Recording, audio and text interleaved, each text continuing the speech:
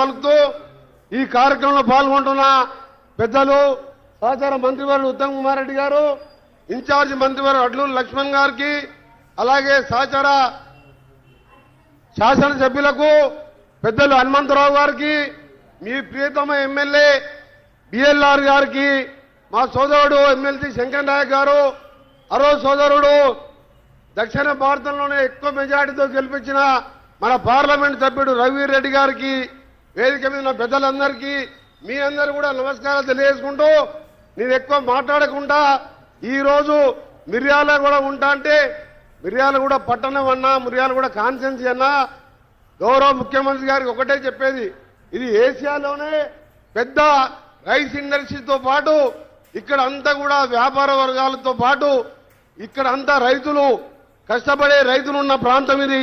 ఈ ప్రాంతాన్ని ప్రత్యేకంగా అభివృద్ధి చేయడానికి ముఖ్యమంత్రి గారు చొరవ తీసుకొని ఎక్కువ నిధులు ఇవ్వాలని, అలాగే ఈరోజు మున్సిపల్ ఎన్నికల ప్రచారం కూడా ఈరోజు ఇక్కడ 200 కోట్ల ఇంటిగ్రేటెడ్ స్కూల్తో పాటు 12 కోట్ల రూపాయలు స్వయం సంఘాలకు వడ్డీలు ఇస్తూ ప్రతి మహిళని కోటీశ్వరం చేసే కార్యక్రమంలో భాగంగా ఈరోజు ఎన్నో కార్యక్రమాలు చెప్తున్న విషయం మీ అందరికీ కూడా తెలుసు. అందుకనే సోదరులారా, ఈరోజు ఒకటే ఆలోచించుకోవాలి, గత 10 సంవత్సరాల పాలన ఏ విధంగా ఉంది, 26 మాసాల పాలన ఏ విధంగా ఉంది. 10 ఏళ్లలో ఒక్క రేషన్ కార్డు కూడా ఇవ్వలేని పరిస్థితి ఉంటే ఈ రోజు గౌరవ ముఖ్యమంత్రి గారు, అదే మన జిల్లాకు చెందిన ఉత్తమ్ కుమార్ రెడ్డి సివిల్ శాఖ మంత్రి, మేమందరం కలిసి ఆలోచించి ప్రజారాజ్యం ఇందిరమ్మ రాజ్యం అంటే పేదల రాజ్యం, పేదోళ్లకు న్యాయం చేయాలని తెల్ల కార్డుతో పాటు మేమందరం తినే సన్న బియ్యం కూడా పేదలకు ఇచ్చిన ఘనత ఈ ప్రజా ప్రభుత్వం ఉందని చెప్పి, దాంతో పాటు మహిళలకు ఇచ్చే కార్యక్రమాలు కానీ రైతులకు 20,000 కోట్ల రుణాలతో పాటు మరీ ముఖ్యంగా ఆలోచించాలి.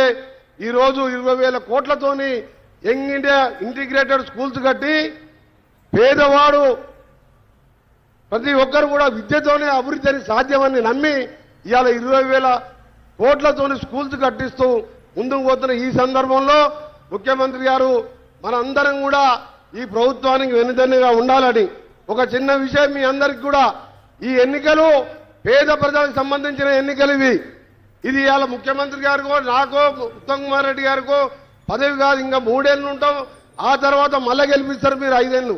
కానీ పేదవారి సమస్యలు తీర్చే మున్సిపల్ కౌన్సిలర్స్ కానీ చైర్మన్లు కానీ ఈ రోజు మన కాంగ్రెస్ పార్టీ ఉంటే మీ వెనుక ఎమ్మెల్యే ఉన్నాడు, ఆ వెనుక మంత్రులను, మా వెనుక ముఖ్యమంత్రి గారు ఉన్నారు. తప్పక మిర్యాలు కూడా ఒక పారిశ్రామికంగా రైస్ ఇండస్ట్రీతో పాటు పెద్ద పట్టణం కాబట్టి మీరందరూ కూడా కాంగ్రెస్ పార్టీ అభ్యర్థులని 48 మందికి మెజార్టీ అభ్యర్థి గెలిపించాలని. మరొక విషయం చెప్తాను, ఈ మధ్యలో ఒక జాతిపిత అని వెళ్ళిండు ఒక ఆయన జాతిపిత తెలంగాణ ఎవరిచ్చిండు? సోనియా గాంధీ దేవత అని చెప్పి ఆయన అన్నాడు. తెలంగాణ ప్రజలందరికీ తెలుసు. ఆయన మాట్లాడుతున్న ఒకటే, తెలంగాణ కోసం ఆయన చేసినట్టు. జాతిపిత అంటే తెలంగాణ కోసం మంత్రి పదవి వదిలిపెట్టిన నేను కూడా జాతిపిత అని ఎప్పుడైనా చెప్పుకున్నాను నేను? ఎవ్వరు కాదు జాతిపితలు.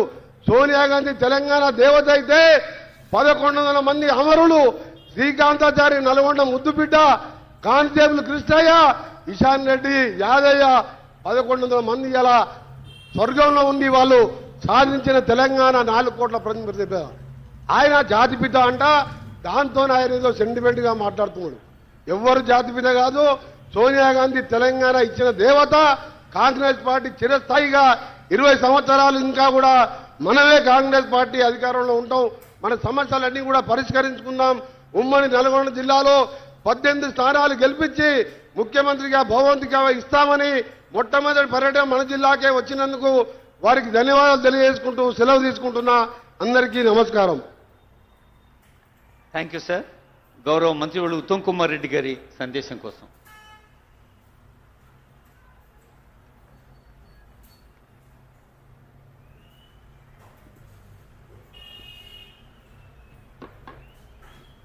సభాధ్యక్షులు, ప్రియమిత్రులు, మీ అభిమాన నాయకులు